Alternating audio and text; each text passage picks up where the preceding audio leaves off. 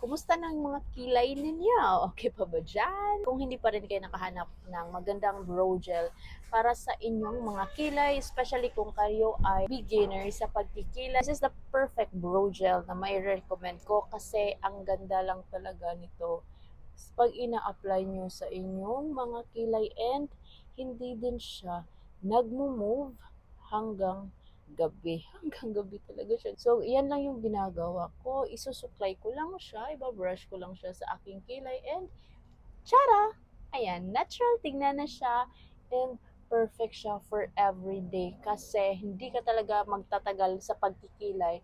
Ang dali lang niyang gamitin. Perfect sa ating mga beginner at sa mga hindi marunong mag-drawing ng kilay at super easy to use. Ganyan lang, super dali lang, 'di ba? Ayan, perfect. Kaya wag na kayong magdalawang isip na ito yung gamitin ninyo kasi guys, natural looking, easy to use, and beginner friendly din siya. Ayan, so, what do you think?